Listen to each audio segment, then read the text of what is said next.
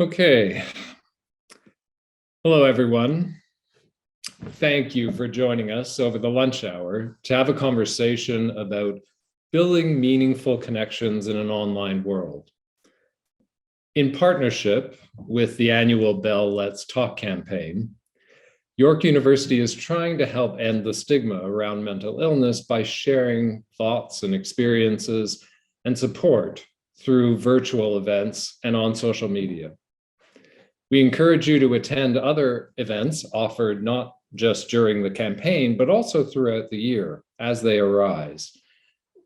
To promote mental health, the Faculty of Graduate Studies offers an array of services and resources, including wellness consultations, counseling, a certificate program on personal wellness and learning skills, our Wellness Initiative Fund, and really the list goes on.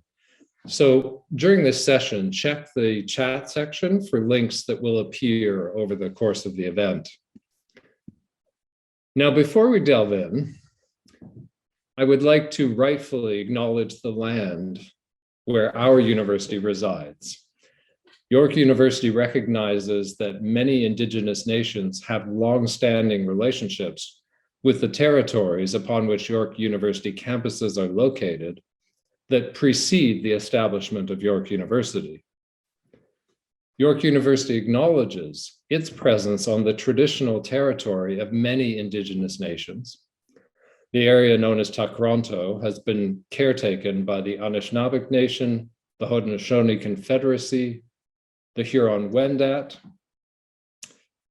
It's now home to many First Nation, Inuit, and Métis communities. We acknowledge the current treaty holders, the Mississaugas of the Credit First Nation.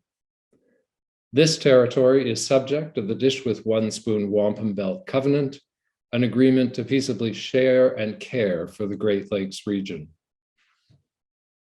Now, turning to the topic of our talk today, the context of COVID has brought new relevance and necessity to today's topic.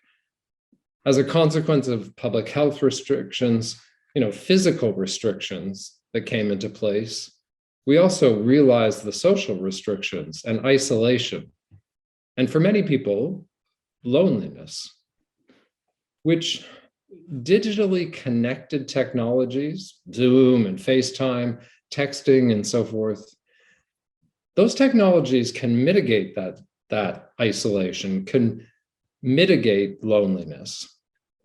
They could and they can mitigate it.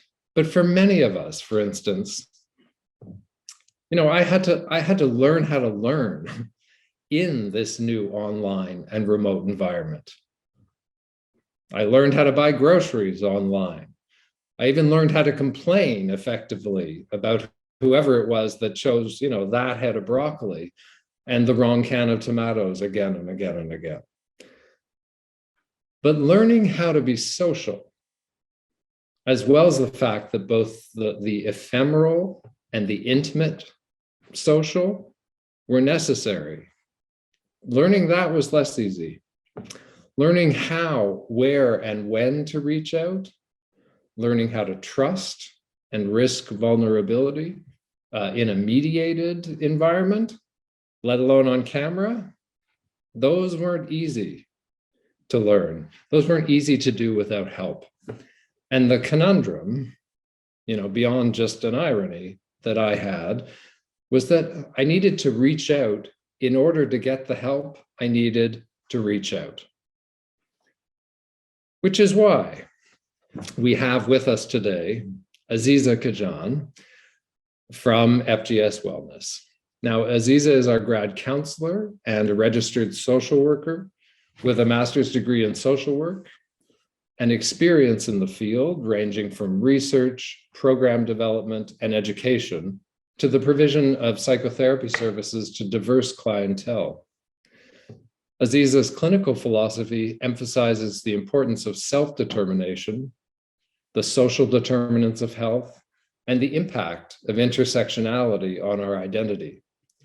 She's going to help us think through how to maximize use of these technologies, and perhaps more to the point, how to maximize ourselves with and through them.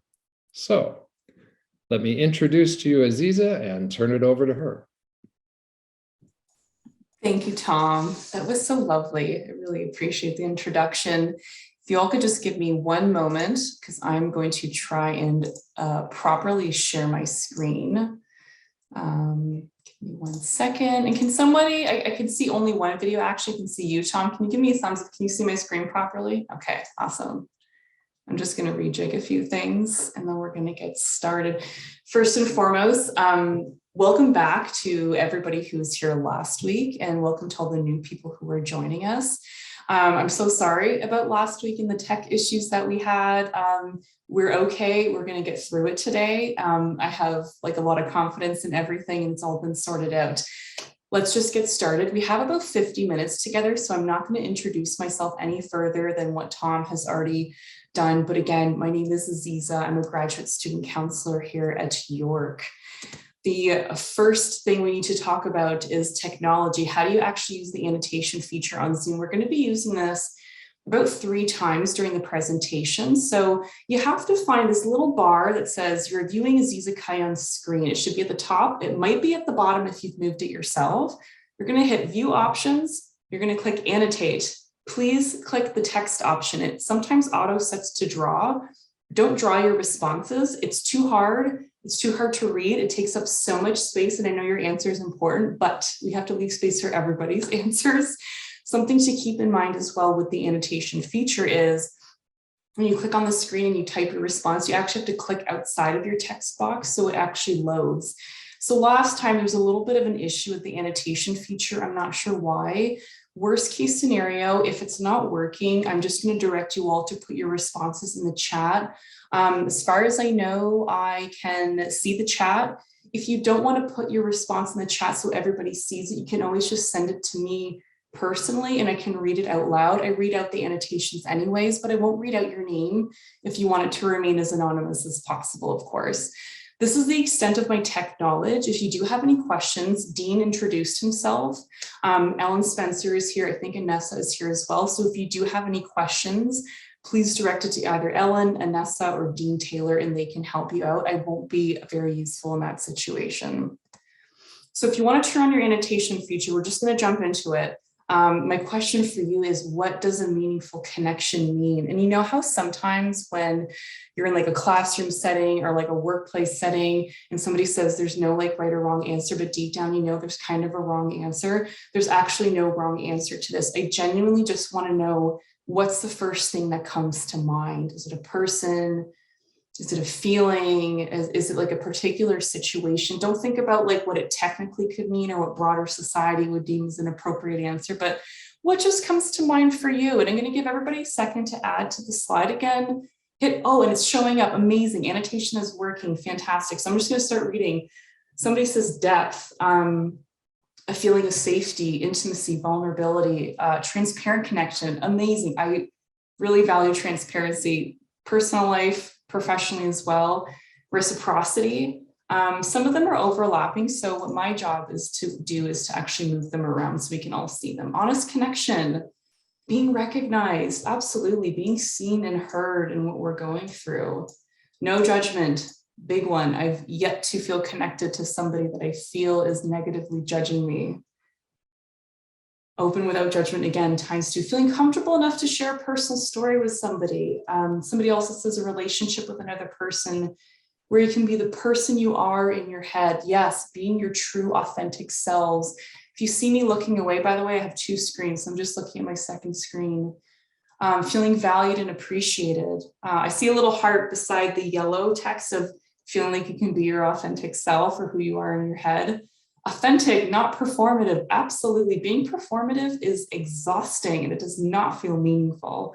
We don't derive a lot of strength from those types of relationships. It feels personal. There's this sense of loyalty.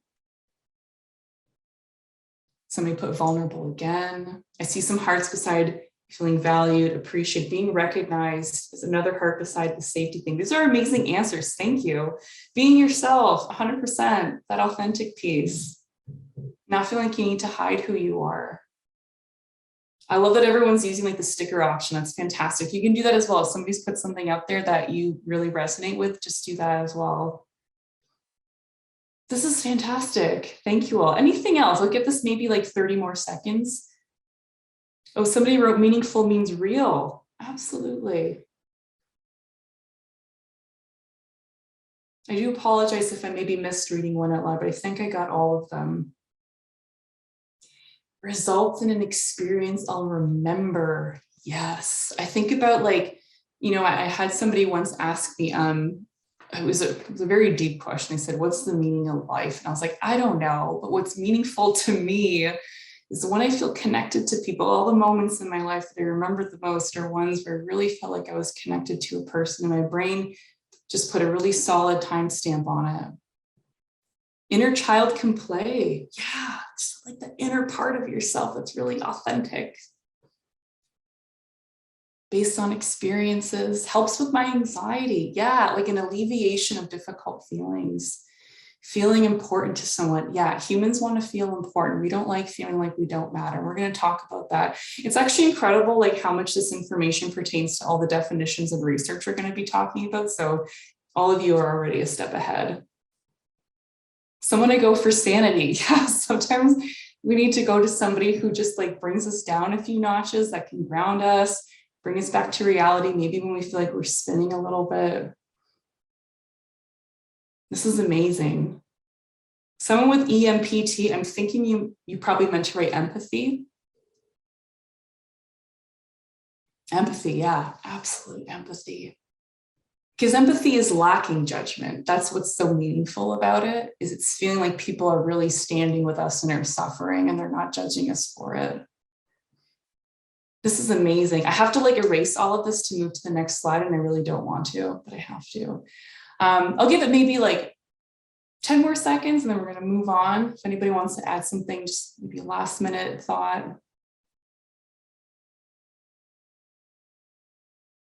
Okay, this is amazing. Thank you all so much. Again, I'm going to erase it. I'm so sorry, but I have to, because otherwise it'll go into the next slide.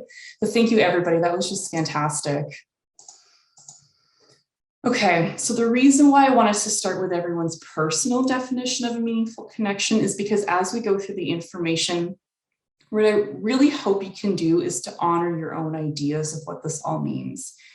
I did not just include a photo of a cake because I love pictures of delicious cake, which I 100% do, don't get me wrong, but I just find it to be a really useful analogy and I tend to rely on it often. So especially when we start to look at like definitions and research, it can be really easy to get caught up in the details and the nuances of definitions. And it's sometimes to the point where we feel like we can actually get stuck in the rigidity, and that might actually lead us to feeling like the information just doesn't apply to us whatsoever. So I encourage you to go in with like a little bit of a growth mindset versus fixed, explore some things that maybe you've never thought about before, or things that feel really risky and uncomfortable. And so what I would encourage you to do is to think about a cake, okay? You can make any kind of cake that you want. You can decorate it any which way you would like. It's yours to make. But when we think about cake baking, there's nonetheless like a few universal ingredients that are really useful, a few universal steps that are really useful. I think like eggs, flour, sugar, like don't get me started on vegan cakes. I'm not going to go there. We're just talking about like run-of-the-mill cakes. But there's certain things that you kind of have to do, right? But regardless, you can decorate and do whatever else you want with it. And humans were kind of similar. So we're all different, but we're also like, we have a lot of shared similarities, and there's some universal needs that we collectively have in common. And so the details of that, might differ, but they kind of all fall under the same umbrella. And so what I encourage you to do is to just use the definitions and the information as just guidance for making your cake, okay? Use what, works for you, apply it in ways that fit for your own life and your own identity. Because when you think about it, who you are, where you come from, what your experiences are, it's going to impact how you relate to the information. So if you are BIPOC, for instance, if you're part of the LGBTQ2S+ community, if you just came to Canada, if you just moved to Ontario, if you have, 4 kids at home right now, or if you live by yourself, it's all going to impact how you actually relate to the information. None of it is wrong. None of it is right. It's just whatever actually fits for you. So again, just take what you can and continue to just build your own. So let's start with a definition by Breanne Brown. If you don't know who Breanne Brown is, she's a very famous researcher, actually. She did her PhD research on shame and vulnerability and connection. She has some very popular TED Talk videos. If you're ever interested, just Google her. They have like tens of millions of views. She's actually a social worker, so I need to plug that in as a social worker. But so Breanne Brown says, I define connection as the energy that exists between people when they feel seen, heard, and valued. They can give and receive without judgment. When they feel, they can derive sustenance and strength in the relationship. And so when you read this definition, you can already see we have some like key ingredients. We could pull out, we could examine a little bit further. So here we have seen, heard, valued, giving, receiving, but no judgment. And I know a few people mentioned like the no judgment piece. And deriving strength. And I know somebody else mentioned that as well. And I think that's so lovely. Like, we don't want to feel like we're leaving these connections, maybe feeling worse, maybe more anxious, maybe more judged. It's probably maybe not a meaningful connection at that point if we're feeling awful every time we're leaving it. So some other definitions from the literature identify very similar but slightly different elements. So for instance, in the first definition regarding optimal well-being, of course, the importance of having a positive relation is identified. And again, this is just like a universal human need. We desperately and deeply want to connect with each other. I didn't include this, but there's a really fascinating kind of older study that was done on different pockets and communities around the world that had the most centenarians, so people who lived to 100 or more. And what these researchers noticed that they had in common was not just things like, diet and exercise, but what really stood out to them was like the extent to which they could connect with each other. It was very much, they were not individualistic communities. They were very much like integrated with each other. Neighbors knew neighbors, neighbors would help each other if they needed something. And so again, this is a universal human need that we all have, is to just belong. And so this definition in particular identifies certain characteristics. So warmth, empathy, somebody mentioned empathy already, this openness, this transparency piece, affection and trust. And so again, considering these elements and what they might look like for you, it might differ. So when I think about affection, sometimes I think about like hugging. You might be a big hugger. Maybe affection means you have like that like physical connection with another person. I'm not a hugger. It doesn't mean I'm not affectionate. I'm not a person who likes to hug. When I go to like a get together and everybody's hugging and they're, when you say goodbye, they hug, and kind of that last person who's like, oh, geez, I gotta do this. I'd much rather shake a hand and say goodbye. But affection for me is sharing like thoughtful words with a person, or it's these sort of like simple gestural expressions, like sharing a smile. When somebody's telling me something really deep and meaningful, I sort of instinctually just put my hand on my heart, like, oh my gosh, I feel that, like I feel that with you right now. It could mean like, sending somebody like a really thoughtful email, or sending somebody a letter. When was the last time you got like an actual card in the mail? When was the last time you maybe sent an email to a peer or a colleague and said, hey, something seems off. Are you okay? Like, do you need to talk? I'm not going through the best time right now either. Maybe you're actually fine. And I'm this is out of left field. But I just want to let you know that I'm thinking about you, or I know you went through a hard time recently. I know you lost somebody important to you. You can come and talk to me about it. And even if they don't, but just letting somebody know, like that's also affection. It's not just hugging. That can be it as well. And so for the second definition, it's a little bit more detail. And the reason why I actually included this one in combination with the other two is because it references an aspect about meaning that a lot of definitions I noticed didn't have, very much lacking in this space, which is, relationships and connections that meet basic needs that go beyond emotional support. And so in this definition, it says, meaningful connection experience is generally included in openness to the other, affirmation of the self, emotional uplift, and the meeting of basic needs. So just put a little pin in that one, because that's the one I'm really interested in and we can come back to. And so openness to the other, again, this is those simple facial gestural expressions, sharing a smile, a wave. It's kind of hard with a mask, but we can still find ways to do that. It can be self-disclosure. It could be talking to a peer and saying, I'm just like really having a hard time right now, or talking to a colleague saying, man, like I'm I'm just not doing too great. Like, how are you doing? We don't have to tell them everything, but what would like some safe self-disclosure look like? And again, some sort of like element of affection, whatever that looks like for you. In therapy, a way I show affection as well, aside from put my hand on my heart, is, and this is like a universal thing within therapy and counseling, is when somebody is really emotional and they're maybe tearful, just give them a Kleenex box. It's nothing too fancy about giving somebody a Kleenex box, but this really simple gesture says, I hear you and I see you, and I'm going to stand with you in your suffering. And I'm actually going to give you a very simple resource, which is that Kleenex box, and give you that resource to show you that you can keep doing it, that I don't need you to stop for my comfort. So these really simple things, we don't have to get too complicated with any of this stuff. So affirmation of the self, feeling like we matter, that we're valued, that we're good. I'm so sorry to all the philosophy people in the group today. Please don't come for me. I will take the loss. I cannot debate you on this, but I would argue that humans are inherently good. There's a lot of studies that show how excited brains get when we feel like we're actually doing something very compassionate and useful for another person. Our brains just love it. We are hardwired to want to take care of each other. And so emotional uplift, this is just an example. So going from feeling anxious to feeling relieved. I know somebody talked about this in the earlier slide, like how we define a meaningful connection. So it could be going from, feeling angry to feeling heard, or feeling sad to feeling comforted. So there's some kind of like shift in how we're actually feeling. Somebody also mentioned there's a person that like makes them feel like, they're still sane. Like, who do we need to go to that actually grounds us? And so the meeting of basic needs, again, this is the one I'm really like into right now. This is about survival.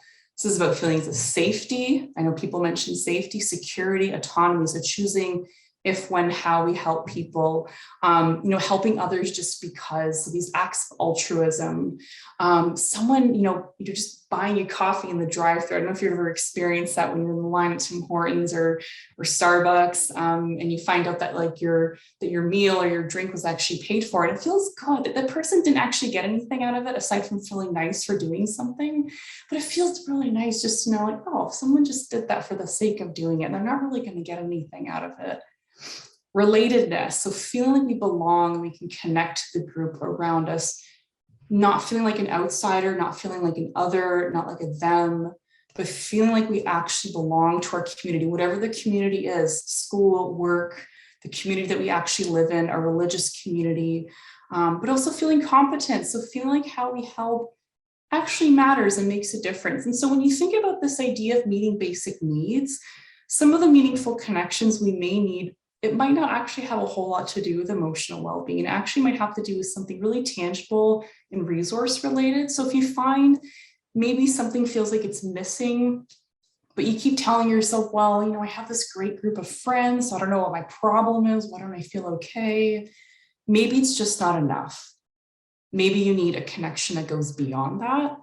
I'm thinking if you can't find a job, your friend group might not be the best option for that. I'm thinking if you experience some type of discrimination in the workplace, your friend group might be really great to go to for support, but you might actually have to do something beyond that that's more tangible to meet that need. And so I'd encourage you, keep this element in mind, just because it gives us a broader perspective of what a meaningful connection is. And it can help us identify, our needs, which ones are not being met, but also to like give ourselves permission to seek out those relationships. You don't have to shame yourself and say, oh, but I have a wonderful partner, I have a wonderful family. That's wonderful, but we realize that meaningful connections go beyond those things. And so just allowing yourself to actually seek those out if it feels like it's missing. And so this is especially relevant for racialized communities as well as newcomers. I'm not lumping racialized communities and newcomers in the same category. There's just a lot of similarities. But it is suggested that, well-being for racialized communities is amplified when people have access to something called social capital.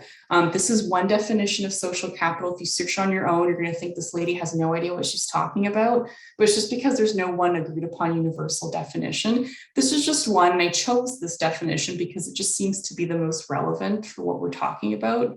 So in this context, social capital is the number of people who can be expected to provide support and the resources those people have at their disposal. I see somebody put a little bit of a sticker on my slide, so I'm just going to erase it really quick.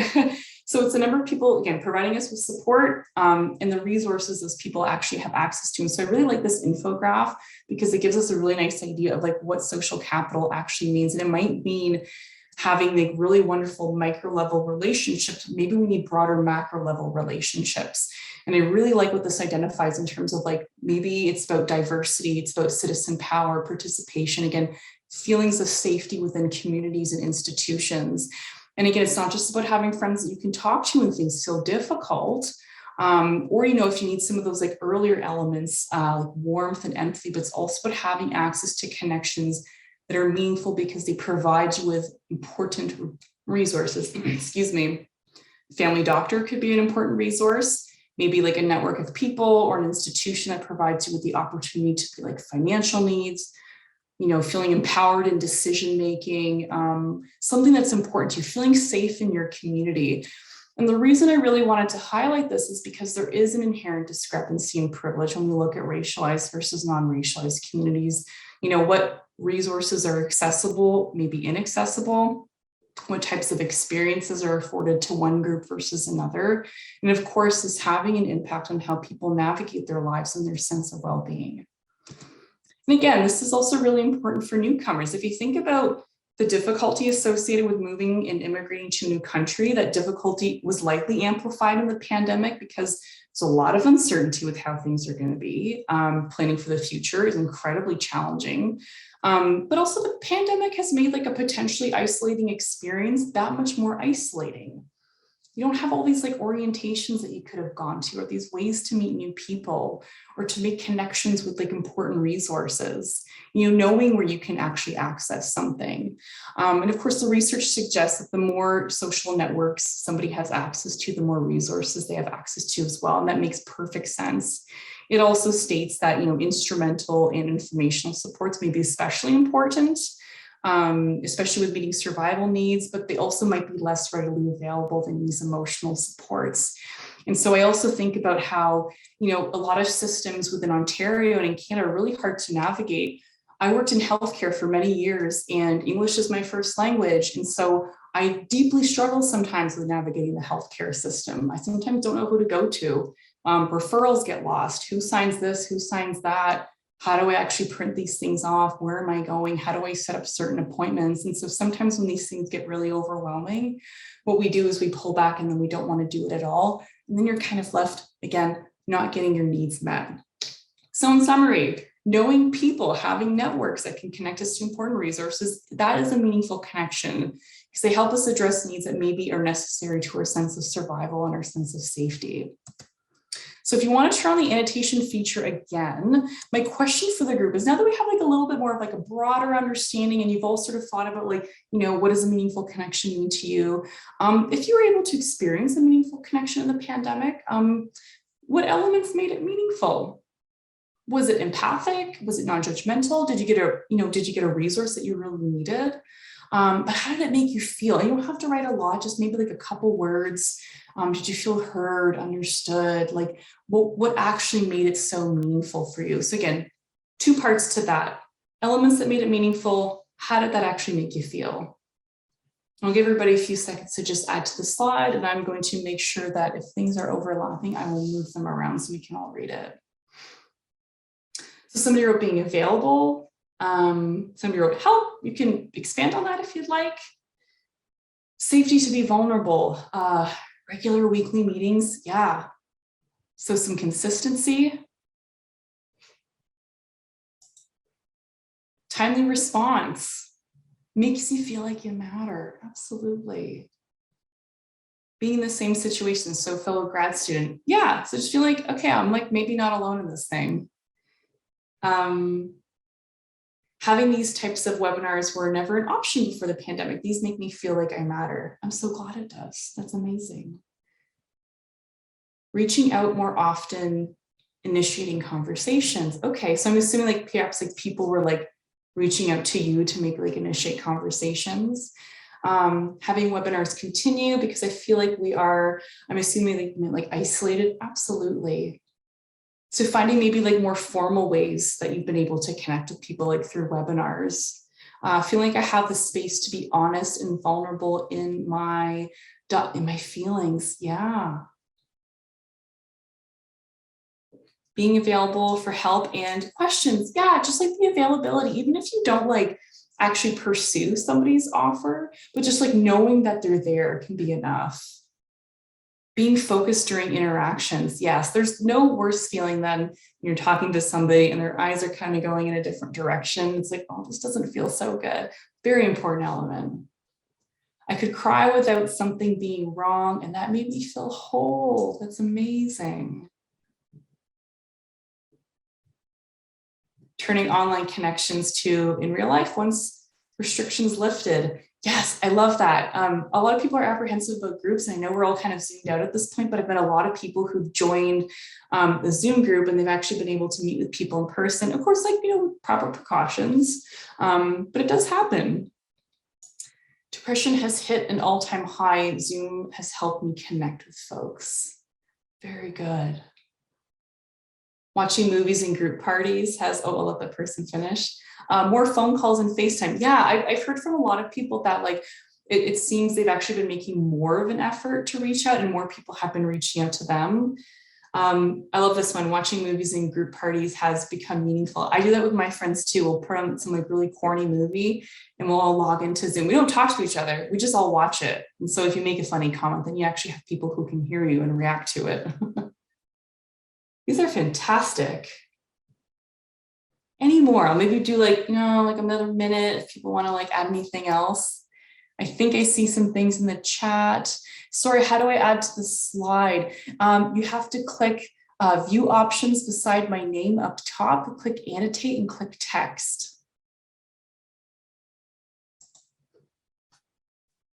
Don't know if I missed any others. I hope I didn't like miss anybody's.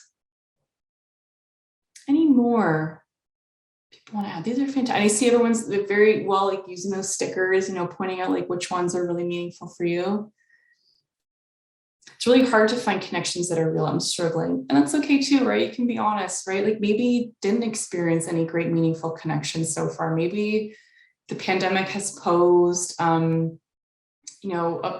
lot of barriers. Like maybe you just haven't been able to actually experience that. And it's okay to be honest about. Some of I haven't experienced any either. And so this is what I mean by like actually like opening up and like sharing with people. Like now we actually see there's not just one person, but there's two people who've been able to say like, I actually didn't even get this opportunity. Like it's been really lonely and really isolating. I'm an international student new to Canada. It's very hard, 100%. Again, moving to a new country by yourself, that's isolating as is, never mind having to go into like quarantine and just not having like the same opportunities that you would have had if like things were in person. Online dating, LOL. Someone else wrote dating online, LOL. It's been, yes, like some people, that's the way they've made connections, just, date online. You get like a whole host of people you can choose from. I always encourage people like make sure you're safe, of course. But that's a way to make some meaningful connections. You get friendship out of dating as well. These are really fantastic. And I feel so bad that I have to delete these. Having trust issues doesn't help, 100%. So again, being mindful of like, what are your own experiences as a person has maybe actually made some of these more difficult. Somebody wrote, people reached out when I was shy to ask for help. Or people reached out when, I was shy. That's amazing. That's like, I'm glad you got that experience. Like people sort of noticed that it was difficult. And so they made the effort to reach out to you. This is amazing. Thank you all. I'm going to delete this again. I really don't want to, but I kind of have to. But this is really fantastic. Thank you all for contributing. And again, you sort of see some of the similarities, right? Like it's not just like one person who said they've been struggling. 3 people put it on here. And I'm sure 3 people means there's more that actually haven't been able to experience all of this. Okay, I'm just gonna clear everything. We're gonna move on. We still have one more annotation option, so don't worry. Okay, so now we get to the part where we actually start discussing like, how do we build these sorts of connections in an online world? I think this is what everybody actually came for, not just the definitions and the research, but I would encourage you to consider a few things. The first is to think about What are your values for building a meaningful connection? Okay, again, considering your original idea, but also, considering the research, some of the literature as well. But again, really giving space to your identity. Okay. Somebody mentioned trust issues. If that's like a barrier, then how do we kind of work with those things? It's maybe making it a little bit more difficult. Maybe you don't post on Facebook how you're feeling. Maybe you keep it like a little bit closer. I also try to overall consider or encourage people to consider like a two-step process. So it's not just like thinking about, what are our needs and values, or maybe like areas of change, but then like, how do you actually put those things into action? And I'm a really big fan of analogies. And I sort of like this analogy of crossing a bridge, right? Sometimes we cross this bridge of insight and we think, whew, I'm done. I don't have to do anything else. And then I come along and I say, just kidding. You actually have another bridge that you have to cross. And that's the bridge of doing, because thinking and doing are two very different things. If we are constantly thinking about what we need, we're not getting our needs met, we can be left with like a lot of uncomfortable feelings, a lot of like internal conflict as well, because we know what we actually need as a person, but something's kind of getting in the way, whatever that might be. And so what are your values? So thinking about this, I'm not going to go over our values entirely. You can Google, values, you're going to get like hundreds of lists, but maybe pick 3 to 5.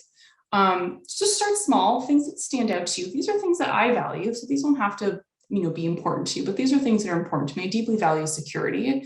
I value openness. I really value kindness. Kindness is one of those non-negotiables across the board, where if somebody's not kind to me, it doesn't matter if it's like a very instrumental meeting basic needs relationship, I can't trust that person. I've had to change doctors because of that. I see people are adding with the annotation. I'm sorry, I'm just going to delete it. Kindness, again, very important to me across the board. That's a universal thing, regardless of the type of relationship that I'm pursuing. I see people are still adding to the annotation. If you could just hold off, just because it's actually going on like these other slides. I value honesty and I value autonomy as well. And so you can then ask yourself like, a few like reflective questions, again, no pressure. But maybe thinking about, how are my values actually being met by my current connections? Maybe they're not, maybe your values aren't being met at all. Can you ask people in your life to meet your needs? Do you already have like a really, fantastic set of people, but maybe for some reason, whatever reason, you're just not getting your needs met? This is an interesting one. So sometimes when I ask people about this, or I talk to folks about this, oftentimes people express like feelings of awkwardness. And it's because people seem to feel really uncomfortable with asking others for something. It feels uncomfortable to tell people what we need from them and how we want to be supported, because this is what I've heard, feels disingenuous. It feels like if I'm telling people how to support me, then they don't really want to do it. They're just doing it because I asked. But to that, I say, like, what actual better way to show that somebody cares about you than for them to do exactly what you've asked them? Have you ever experienced that? It's a fantastic feeling when we ask somebody to meet a need and they actually do it. And it can look different depending on context and what you're comfortable with. It can be, hey, I'm having an exceptionally hard week. It would mean so much to me if you just checked in, just sent me a text and said, hey, how's it going? It could be, hey, when people use words like this, it actually feels quite discriminatory and I feel really unsafe.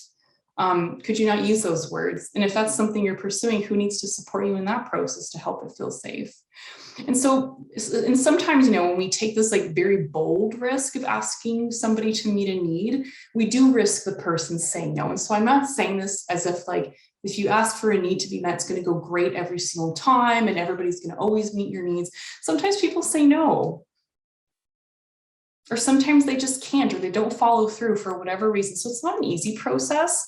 There's always going to be a risk, but that risk might mean that we reconsider the relationship itself. Maybe something bigger comes from it. But another example of like, a relationship that's like a meaningful connection, maybe that's more like resource related, as I sort of think about like doctors, for instance. Maybe you're going to your family doctor all the time and you're saying, I have this like pain, and it's been weeks and months, and your doctor just keeps saying it's because you need to lose weight, and I'm not looking at it. Just lose weight and all the pain's going to go away. How do you get your doctor to meet your needs? Do you tell them directly? Do you ask for like a second opinion? Do you seek out a second opinion on your own? How does that piece work? And of course, like, what do I want from future connections? Maybe you need multiple people to meet different needs. It's really hard to get every single need met by one person. In some cases, we have that, and that's great. And there's nothing wrong with that. But we might not have that. We might actually need like multiple people involved in our lives. And again, you can ask yourself, what are some of the elements from the provided definitions that you can maybe further explore on your own? Asking yourself, do I feel seen, heard, valued? Do I have non-judgmental exchanges? Am I deriving strength from my current connections, or do you feel awful every time I'm interacting with this person? Do I feel terrible when I interact with my doctor? Do I feel terrible when I interact with my partner? Do I feel awful every time I go to my supervisor for something, or my friends?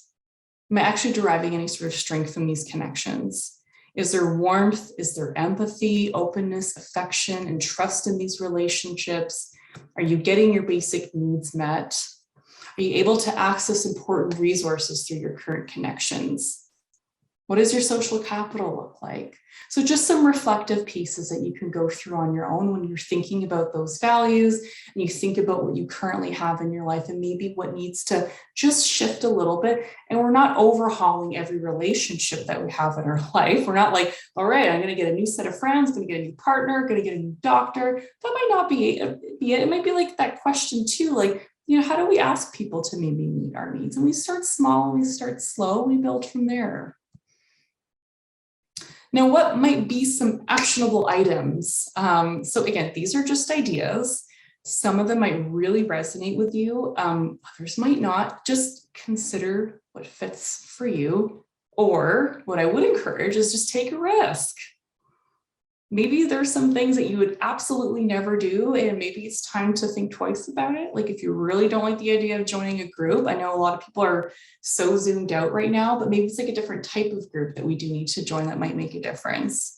So some ideas with joining a group. There's so many work-specific groups. It's unbelievable, like what you can access. Sometimes you got to dig a little bit to find them. So many groups in the community. It could be specific to identity, like if you were BIPOC, again, part of the LGBTQ2+ community. It could be mental health specific, maybe activity or interest specific. It can be religiously affiliated, whatever feels important to you. Accessing some institutions or resources that are needs specific, again, family doctor, maybe we have like peer mentoring supports, York International, FGS staff. Finding someone that we trust, that we feel we can connect with. This can be anybody. It could be friend, family, peer, colleague, supervisor, religious leader. It could be a mental health professional if that's where you want to start. If you don't want to start with the people personally in your life, maybe you reach out to a professional. And again, family doctor. I rely on family doctor because most people have a family doctor, and it's kind of like the first person they can go to for some of these things. Making a conscious effort to connect with people we see during day-to-day activities. So the reason why I included this, and I did not cite the research, and I'm really sorry, and I don't know why I didn't, and I probably should have, but there's some really fantastic research that's recently come out. It's mostly around, things that are happening in the pandemic, and they actually researched the impact of not using things like ATMs and self-checkouts. Just having that little teeny tiny bit of interaction with the person that is checking us out at the grocery store, or the bank teller, or even the person that's driving the TTC bus that we're on, just talking to them. You don't have to have a full-blown life conversation or ask them about all their life problems or unload all of your life problems onto them.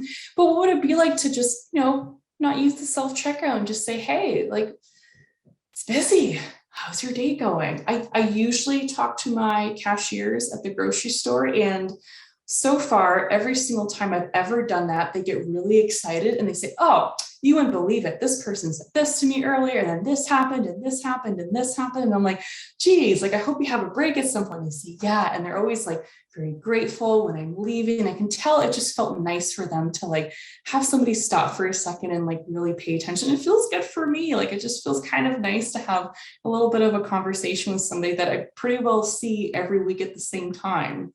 But also, like, again, wishing your bank teller well, even thanking your TTC driver. There's some recent stat that I saw on the subway. It said like how often TTC drivers get assaulted.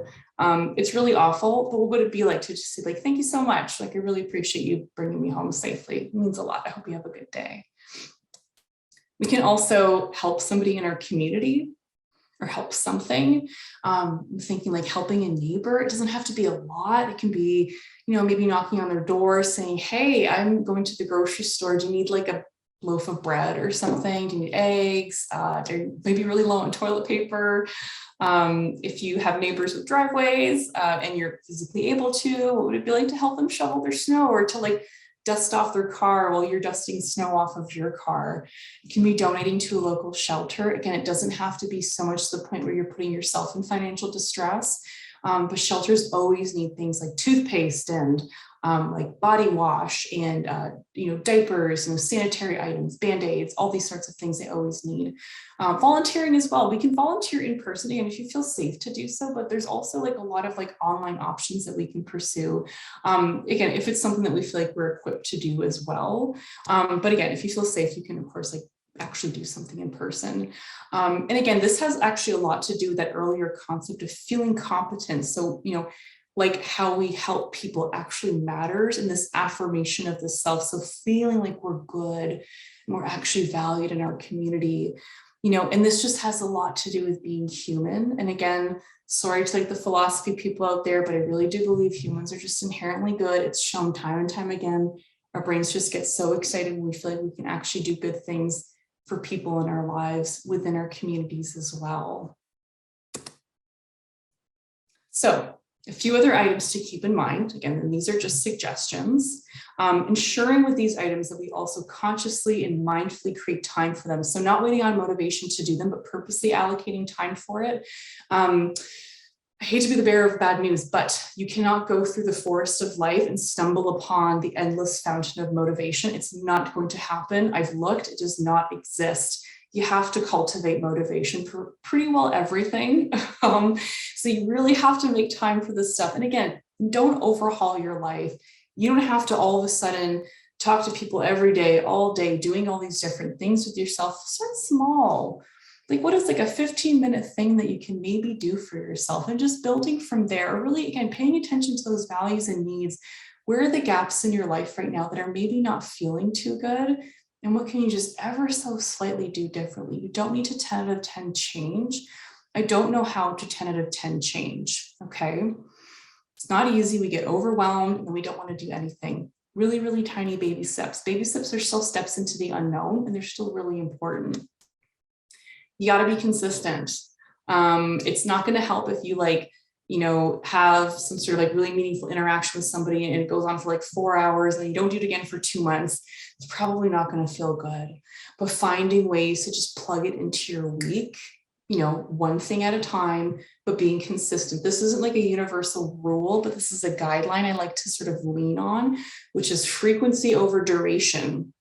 Okay. It's sort of like going to the gym or flossing your teeth, right? You can't like floss your teeth for 2 hours before you go see your dentist, and all of a sudden your dentist is not going to notice that you've spent the whole year not flossing your teeth. You actually have to floss your teeth every single day for it to make a difference. And this is with most things in life. Choosing who we share with and what we tell them. You're allowed to choose these things. I really also love this quote by Breanne Brown. So share with people who've earned the right to hear your story. You don't have to post things on Facebook. You don't have to go onto your balcony with like a megaphone and say, hello, neighborhood. This is what's been going on with me. Does anybody want to talk about it? You can. I don't know if that would work out all that well, but you can really choose like, who is it that you trust in some capacity? And again, if we're kind of nervous about reaching out to people like friends, or like family. Can you even start with just reaching out to somebody professionally? If you have a supervisor, for instance, that's really supportive, can you just talk to them? Okay, you don't have to tell them everything, but choose what feels comfortable to actually share with that person. And you are absolutely allowed to do that, and there's nothing wrong with that. You don't have to tell everybody everything. And so lastly, I would encourage you to consider this idea of recognizing something called common struggle or common humanity. So Kristen Neff, she's kind of at the forefront of the self-compassion movement, self-compassion research. She's really like quantified self-compassion research, which is something that we need in the field. And so she identified 3 different elements of self-compassion. The first one's very obvious, it's self-kindness. The other is mindfulness, but the third is something called common humanity. And so what common humanity means is recognizing that everybody else is also suffering. This is not meant to be a comparative framework to shame ourselves into feeling better. It doesn't work to shame ourselves into change. It especially does not work for situations like this, okay? It's about recognizing that you're not alone in your suffering. So why I included this is because when we go into these situations and you're thinking about all this lovely information I just told you, like, oh gosh, I need to like find some people. I got to talk to people. I feel so alone. I feel so isolated. You know, sometimes it can be hard because we just feel like we're alone and we feel like that we're the only people suffering in this context. Okay, but it can be helpful to really keep in mind that you're absolutely not alone. Nobody has gone through this pandemic unscathed at this point, okay? Everybody has struggled in some capacity. The struggles might look different, but nonetheless, we've shared some level of collective suffering. You don't have to shame yourself for having not dealt with it in like the perfect way. Whatever you've seen on social media of how everybody else is dealing with it, I can promise you that it's not the whole story, but perhaps there's some comparison there where everybody else is doing so much better than me and I'm alone in how hard this has been. But again, nobody prepared us for any of this. Nobody prepared us for the absolute deafening feeling of isolation and loneliness and uncertainty that the pandemic has presented. Nobody prepared you to take care of kids at home while you were working or while you were going to school or doing both. Nobody prepared you to just continue to live by yourself, to work or do school from home. Nobody prepared you to move to a new country. If you all remember that, the beginning of the pandemic, they closed down the borders. That was hugely traumatic. Nobody prepared you to come to Canada with all this excitement to start school, only to find out you didn't know when you were going to see your family again. Traumatic. Think about how a lot of people lost somebody in the pandemic and you didn't get to say goodbye to them properly in the hospital. We've all suffered, okay, immensely. I was watching this TV show on Crave called The Morning Show, and they're sort of doing it in real time. It's with Jennifer Aniston and a whole bunch of other famous people. And while I was watching it, they were going over like, you know, the beginning of the pandemic, and I found I was sweating while I was watching it, and I was getting really nervous. And I started doing this, and I was like, what's going on? And I was like, oh yeah, that thing happened. That wasn't a TV show. It wasn't a movie. It was a terrifying real life experience that we're still in 2 years later. Okay. So again, nobody prepares you for this. We've all suffered. So if you feel like you are the absolute only person who has suffered, I promise you haven't. And so keeping your struggles close might feel protective. It might feel like, well, I'm not going to risk feeling judged. And that makes sense. And I hear you. If I don't tell people, then I can't risk feeling worse. But when you avoid being vulnerable with other people, sure, you don't risk that, but you also don't risk feeling seen and heard by that person. And now you're also living your life according to fears. And that's a very difficult and a very isolating way to live. And what's going to happen is your world is going to get really, really small. So I'd encourage you to ask yourself is, how do I allow myself to ever so slightly step into that fear? Maybe not head first. How do you just kind of like peer behind the door of that fear, whatever's kind of stopping you? So if you want to turn on the annotation feature again, hit annotate, hit text. My last question for all of you is, what are the barriers for creating a meaningful connection? Or what do you anticipate is going to make this really hard for you? And I'm going to make this one a little bit shorter because I'm being mindful of the time as well. And I realize I talked a little bit more than I was expecting. So maybe give this like 2 minutes. What are those barriers? Culture and traditions, 100%. 100%. Fear of rejection. I don't want to feel worse than I already do, so I'm just not going to tell anybody. But again, then we kind of risk not feeling seen, not feeling heard by anybody. Self-doubt, fear of being judged, anxiety of the unknown. That's the tricky part with the unknown and uncertainties. Your brain tends to fill it up with things that are really scary because it just wants to prepare itself. Shyness, we just might be shy. Absolutely. Not feeling understood and seen, expectations. Limited vocabulary, absolutely. We might feel like we just don't have the vocabulary to be able to express ourselves. Constantly feeling overwhelmed. It's really hard to articulate ourselves if we're feeling really overwhelmed. Feeling stupid because I'm not able to articulate my feelings and thoughts properly. I see this is written twice, absolutely. We can really start to judge ourselves for not doing things the way we think we're supposed to do it, and that makes it really hard as well. I'm just going to move some of these around.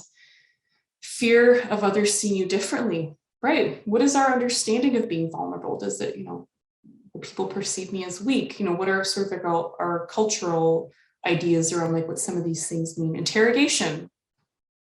Perhaps you can start to feel interrogative. Shutting down.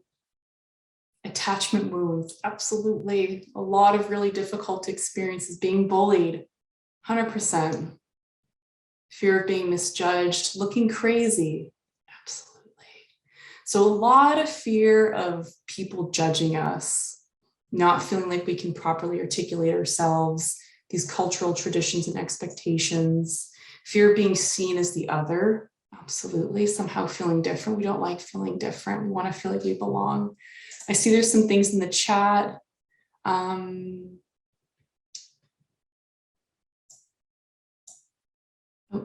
nothing for this. Okay.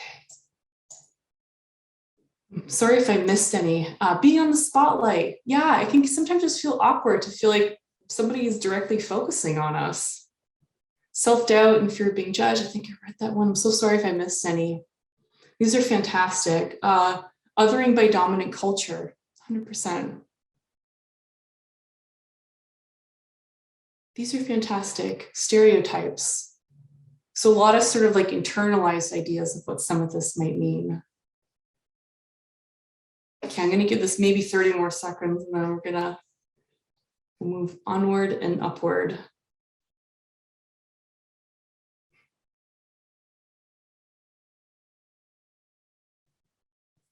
Today may not be good enough. So sort of preemptively deciding how somebody maybe will perceive us. And sometimes, and I encourage people to think about this, is if we're thinking about, oh no, this person's going to think X, Y, Z of me, is that because we maybe feel that way about ourselves and we're projecting those ideas onto other people? And does that make it really hard to reach out? These are fantastic. I'm going to erase the screen. I'm so sorry, I want to keep it, but we'll move on to the next slide. So I'm going to clear all drawings. Thank you everybody so much. This was wonderful. So we're almost done. Some resources to consider. I do believe you are all going to get a copy of these slides, so don't feel like you have to scribble all of this down. I probably should have said that earlier. I do apologize. So again, some work-specific resources. There's graduate student wellness services. This is where I work. We offer one-on-one counseling. We have a certificate in personal wellness and learning skills. Student counseling, health and well-being. It's sort of like the main hub of counseling. At York, there's a lot of counselors to choose from. I always tell people, if you have like an identity preference that I don't meet, they have many more counselors to choose from. They have workshops, they have support groups, they have a racialized student support group, LGBTQ2+, lots of process groups as well. The Atkinson Center for Mature and Part-Time Students, they have amazing groups here. They have peer mentoring stuff, they have a parenting group, they have a meditation group, lots to choose from. There's a Center for Indigenous Student Services. If you are an Indigenous student and prefer something like a little bit more specific to your needs, you can reach out to them as well. And of course, there's York University Recreation. So many online options. I'm kind of sad that I'm not a student and I don't think I can access York Recreation, but there are dance classes, yoga classes, meditation, online, collective group exercise classes as well. So much to choose from. Some community resources. So the first two are also for students as well. So there's the Keep Me Safe phone line you can call. This is for students who are outside of Ontario. There's the Good to Talk phone line. This is for students inside of Ontario. There's an Anishinaabe Health Toronto. So this is an Indigenous health service. They offer primary care, mental health, traditional services as well. Women's Health in Women's Hands. This is also primary health, mental health services as well, parenting groups for racialized women. Mood Disorders Association of Ontario, free groups. They're all peer-led. It's for people living with maybe depression, anxiety, a bipolar diagnosis. They have lots to choose from if you look at their calendar. There's also Stella's Place. This is a mental health support center for youth or young adults aged 16 to 29. They have psychiatrists, they have groups, they have one-on-one, they have recreational stuff, so many things to choose from. Sheena's Place, this is an eating disorder support center. And the reason why I included this is because eating disorder rates have gone up exponentially in the pandemic. And I know people need a lot of support around that. Everything is free at Sheena's Place. It's all group. It's not treatment, it's support. They have so many things to choose from if you just check their calendar. Hard Feelings is a wonderful organization that I try to plug in as much as possible. They offer short-term, extremely affordable counseling. They offer groups, sometimes for free, sometimes just very affordable. But I would encourage you to look into them. They're really fantastic in the services that they offer. And so I will leave you all with my final quote. I'm a big quote person and analogy person, but this is one of my favorite quotes by Maya Angelou, and it's, "There's no greater agony than bearing an untold story inside of you." And I can promise you it is kind of the biggest agony. So if you can take any of this information and move forward with it, I hope you can. And I hope it's maybe motivated you to find a way to reach out to somebody and to talk to somebody in your life. Again, personally, professionally, whatever that might look like. I'm going to check the chat very quickly. Okay, yeah, so you are going to actually be getting the slides. Somebody wrote any resources for employees. I hope the previous slide with like the community stuff can be helpful. Again, that's not just like York specific, that's anybody can access those resources within Toronto.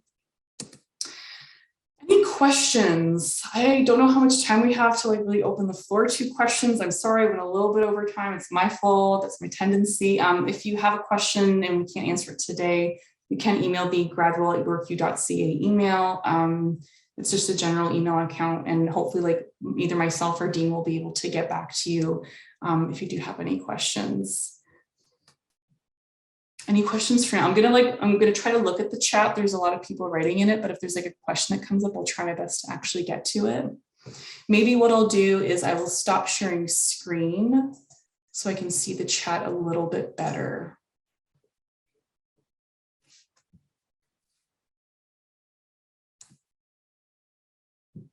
Let's close the session. Okay, let's close. Thank you, everyone. I really appreciate your participation. You all participated way more than I was expecting. It really makes the group what it is. I appreciate everybody being really vulnerable and really honest. That was kind of the whole purpose of this thing. And so I'm really, really appreciative of it. So thank you.